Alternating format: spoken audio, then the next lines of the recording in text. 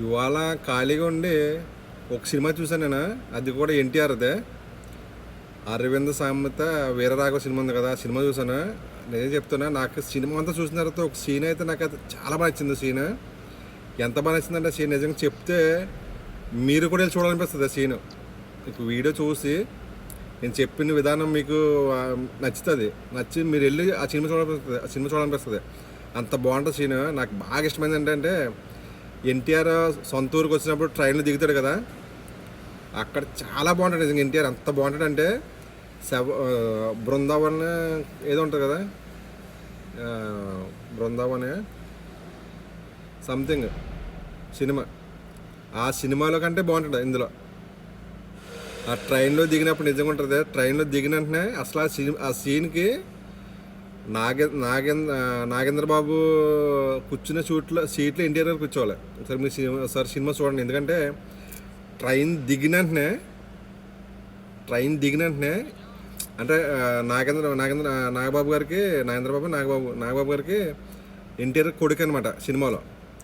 Just ఇంకా train దిగడం, just ట్రైన్లో డోర్కి నుంచుంటాడు దిగటానికి.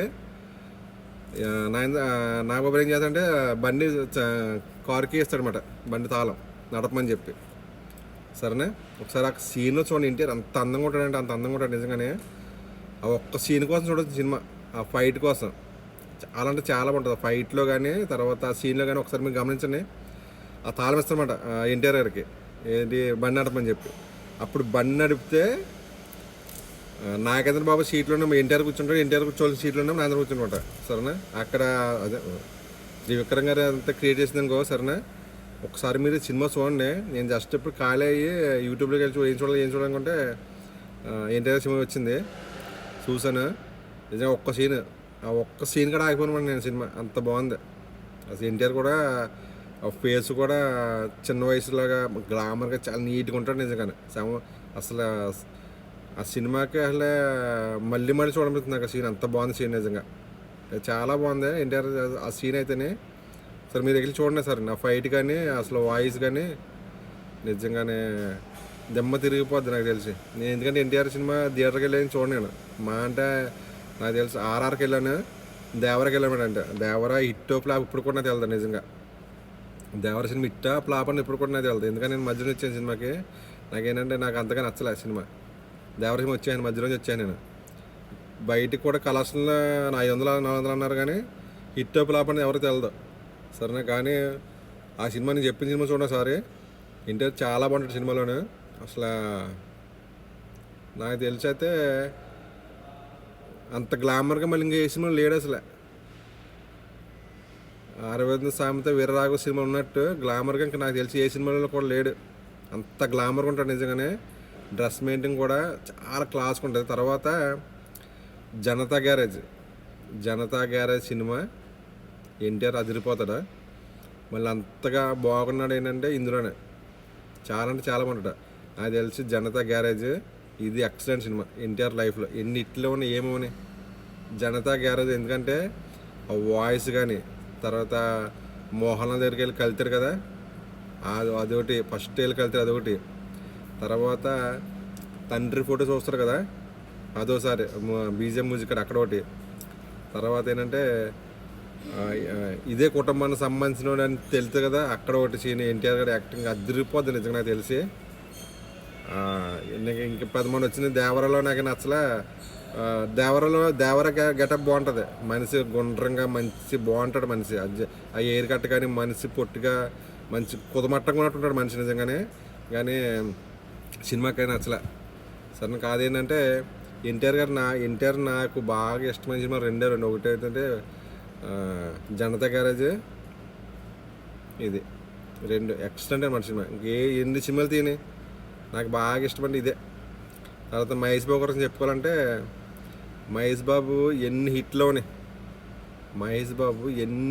ఇచ్చినా నాకు ఫేవరెట్ ఏంటంటే శ్రీమంతుడు సినిమా. శ్రీమంతుడిలో ఉంటుంది నిజంగా మహేష్ బాబు ఉంటాడు నిజంగానే ఎక్సలెంట్. అసలు మహేష్ బాబు శ్రీమంతుడిలో ఉన్నట్టు నాకు తెలిసి ఏ సినిమాలో ఉన్నాడు. అంత బాగుంటాడు గ్లామర్గా. సరే, అంత పర్ఫెక్ట్గా ఉంటాడా. సినిమా ఎక్సలెంట్, అసలు ఎక్కడా బోర్ కొట్టదు శ్రీమంతుడు సినిమా. ఇంకా మామూలుగా మహేష్ బాబు చెప్పుకుంటే అతడు ఎక్సలెంట్గా ఉంటుంది. తర్వాత అతడు చాలా బాగుంటుంది. పోగ్రాన్కు ఇంకా దాన్ని చెప్పక్కలేదు రికార్డులో. కానీ మహేష్ బాబు కెరీర్లో నాకు ఇష్టమైంది శ్రీమంతుడు. నెక్స్ట్ ఏంటంటే ఫ్లాప్ చేస్తే సినిమాని, అది అసలు ఫ్లాప్ సినిమా కాదు. అసలు ఆ బీజిఎం కానీ ఆ స్టోరీ కానీ అదిరిపోద్ది. అంటే నేను ఒక్కనే సినిమాలో మహేష్ బాబు ఇంట్రడక్షన్ సీన్ ఉంటుంది నిజంగానే. ఇప్పుడు వచ్చి ఏ సినిమాలో కూడా ఉండదు, ఏ సినిమాలో కూడా ఉండదు. అసలు అంత అదిరిపోద్ది, నాకు అంత బాగుంటుంది. నేను ఒక్కనే సినిమాలో మహేష్ బాబు యాక్టింగ్ అని, అంటే సుకుమార్ గారు యాక్టింగ్ చేయడం చాలా కష్టం. అలాంటిది సుకుమార్ గారిని కూడా డామినేట్ చేశాడు ఏంటి యాక్టింగ్లో. నేను ఒక్కడిలో ఉంటుంది సీన్. నిజంగా ఒక సీన్ ఏంటంటే ఫస్ట్గా బాత్రూంలో విలన్ గారిని చంపుతాడు. నాకు గతం ఉంది, నాకు గతం ఉంది అని చంపినప్పుడు సీన్ ఉంటుంది. నిజంగా మహేష్ బాబు ఇంట్రడక్షన్, అది ఇంటర్వెల్ సీన్ అదిరిపోద్ది నిజంగా. సినిమాకి మామూలుగా ఉండదు. మహేష్ బాబు కెరీర్లో ది బెస్ట్ ఏంటంటే శ్రీమంతుడు నాకు ఇష్టమైంది. తర్వాత నేను ఒక్కనే సినిమా ఆడలేదు, కానీ అదే సినిమా ఇలాంటి టైంలో, ఇలాంటి సందర్భాలు, ఇలాంటి రోజుల్లో రిలీజ్ అయ్యి ఉంటేనే ఎక్సలెంట్ అయిపోతుంది సినిమా. మామూలు కాదు. నేను ఒక్కనే అసలు మహేష్ బాబు ఇంట్రడక్షన్ అయితేనే మర్చిపోద్ది. అలాంటి సీన్ ఇప్పుడు వచ్చి ఏ సినిమాలో లేదు అసలు. అలాంటిది వచ్చి ఇప్పుడు వచ్చి ఏ సినిమాలో లేదు. అంత పర్ఫెక్ట్గా అంత బాగుంటుంది. నేను ఒక్కరిని అసలు బీజం ఏమి ఉంటుంది బాబు నిజంగానే. అలాంటి సినిమా ఆడనవ్వలేదు.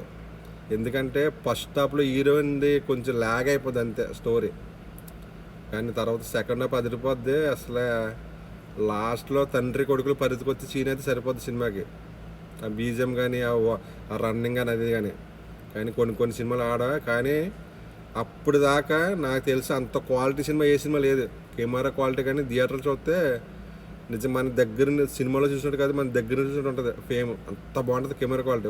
నేను ఒక్కడిలో సినిమా క్వాలిటీ, కెమెరా క్వాలిటీ అదిరిపోద్ది అనమాట. అంత క్వాలిటీగా ఏ సినిమా ఉండదు, అంత బాగుంటుంది సినిమా. అడవిలో అయ్యి కానీ అదిరిపోద్ది. అలాంటి సినిమా ఫ్లాప్ చేశారు.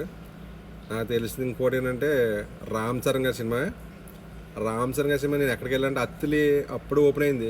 ఫ్యామిలీ థియేటర్ ఏదో బస్ స్టాండ్ దగ్గర అనమాట, ఆటో స్టాండ్ దగ్గర మొత్తం మీద. అత్తిలో మేము వెళ్ళొచ్చేస్తాం, సినిమాకి వెళ్ళొచ్చేది. నా ఫ్రెండ్స్ అందరూ పక్క వాళ్ళు అందరూ కూడా సినిమా బాగాలేదు అన్నారు అనమాట. ఎందుకంటే సినిమా స్పీడ్ లేదు, స్లోగా ఉంది అని చెప్పి వాళ్ళకి నేను ఒకటే చెప్పాను అనమాట. రామ్ చరణ్ కెరీర్లో ది బెస్ట్ మూవీ ఇది, దీని మించిన సినిమా కూడా ఉండదని చెప్పాను వాళ్ళకి. ఫస్ట్ రోజు ఫ్లాప్ టాక్ వచ్చింది. ఉండేకి వెళ్తే పుంజుకుంది నిజంగా. సినిమా అదిరిపోతుంది అనమాట. రామ్ చరణ్ గారి సినిమాలో నాకు తెలిసింది, నాకు బాగా ఇష్టమైంది ఏంటంటే ఇదే. ఎందుకంటే ఇరగదీహతారు యాక్టింగ్ అసలు మామూలుగా ఉండదు, ఆ డ్రెస్ కానీ ఆ లొకేషన్ కానీ. రామ్ చరణ్ కెరీర్లో మగధీర కూడా అన్నిసార్లు చూసున్నాను నేను సినిమా. మగధీర కూడా అన్నిసార్లు చూసున్నాను సినిమా. అంత బాగుంటుంది ఆ సాంగ్స్ కానీ. నా పక్కన ఫ్రెండ్స్ అందరూ సినిమా బాగున్నారు. నేను చెప్పాను ఇది బెస్ట్ మూవీ సినిమా అవుతుందని చెప్పిన. అలాగే రామ్ చరణ్ గారి సినిమాలో ది బెస్ట్ సినిమా అనమాట. అది చాలా అంటే చాలా బాగుంటుంది, అసలు ఎక్సలెంట్ అనమాట. ప్రభాస్ గారి కోసం చెప్పాలంటే బాహుబలి పక్కకి తీసాను. ఎందుకంటే బాహుబలి కోసం ఎంత చెప్పినా తక్కువే. ఆ రెండు బాహుబలి పార్ట్ 1 పార్ట్ 2 కోసం ఎంత చెప్పినా తక్కువే. ఎందుకంటే ఆ సినిమా కోసం అనుకోవటం కూడా ఎందుకంటే ఎంత చెప్పినా తక్కువ అంటే చెప్పవసరం లేదు. నాకు బాగా ఇష్టమైన సినిమా ఏంటంటే డార్లింగ్.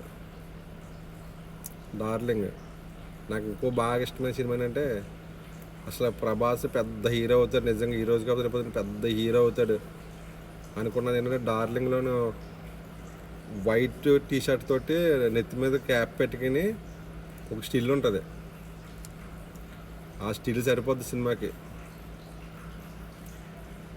హీరోయిన్ కోసం బిజ్జి కడతాడనమాట, చిన్న బిజ్జి, చెక్క బిజ్జి కింద అక్కడ ఉంటాడు. నిజంగా ప్రభాస్ వైట్ టీషర్ట్ తోటి నెత్తి మీద క్యాప్ పెట్టుకుని అయ్యి బాబు అసలు కట్అవుట్ కానీ నిజంగా అదిరిపోతాడు నిజంగా ఆ సీన్లో.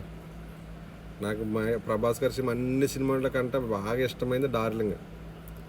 ఎన్నిసార్లు చూడండి బోర్ కొట్టదు, అసలు బోర్ అనేది రాదు. అసలు నా 100 సార్లు చూసుకుంటాను నేను సినిమా, అసలు బోర్ అనేది అనిపిస్తుంది నాకు.